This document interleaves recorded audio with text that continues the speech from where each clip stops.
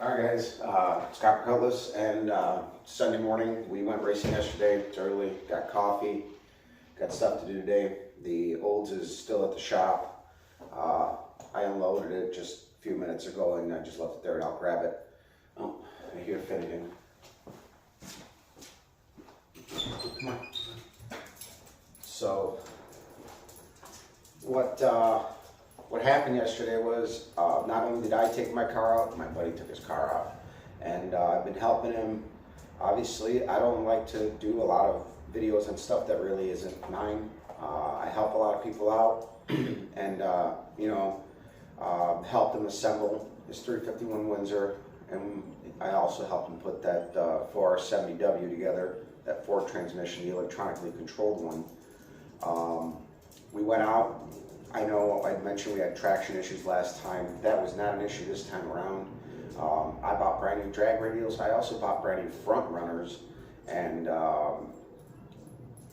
put them on, and I decided to say, you know what, if the car's gonna hook, the car's gonna hook. I didn't want to play tire bingo, to be honest with you.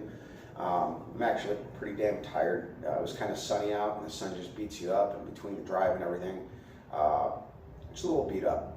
But we went out. Our first pass was our fastest pass of the day. It was 11:58 at 113.57 with a 158.60 foot. And then obviously once the car gets all heated up, it drops like a couple of tenths. It always has. So then it went like an 1170 and then 1167.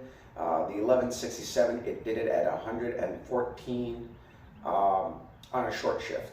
So still kind of figuring out the car with the new gear, but the one problem that seems to be constantly happening is the valve flow, and that seems to be happening a lot closer to 7,000 RPM as I was watching the tach, because even in the burnout box, where I can kind of hold the RPM and control it a little bit more, since I'm not kind of going down the track and worried about wiggling it or anything, I hit the valve flow just slightly over 7,000, and I've been able to spin that engine to 7,300 without valve flow, and I have a video of that. So I think either the valve springs are just garbage, or it's a combination of a couple of issues, and I'll spare you the details, because if you guys remember, way back when I put that motor back together after we did all the cylinder head work, we had a lot of rock arm geometry stuff where if I wanted to get a better pattern, I would need an effectively taller rocker arm stud, which isn't right, and I got it as close as I could, but we tested 4 different rocker arms, and all 4 rocker arms just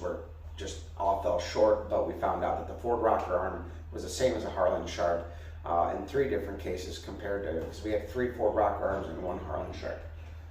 That was comparing that. So I think it's either bad valve springs, or the height of the valve springs makes them unstable at that RPM. I ran the same valve springs in the engine before we did anything for like 5 years and never had valve flow. We had way more runs in there than probably should have with those springs. These springs don't even have 30 runs on them, and it just seems to kind of be getting worse. And it's not an ignition problem. It seems to just be it's valve flow. There's a difference between ignition and valve flow. It is valve flow. You can hear it actually in the videos I'm going to post. If you listen to one of the burnouts, you can hear it where it goes burp, and then in the one pass I shifted just a hair too late, and you could hear it just barely hit valve flow. So I think we're going to go out for our first points race, and then I'm probably going to end up pulling a spring and checking it and probably replacing them.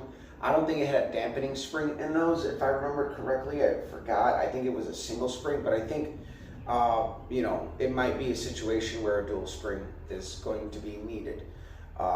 Again, just theorizing here. I got another buddy of mine who I'm going to talk to about this, just to bounce off ideas off his head.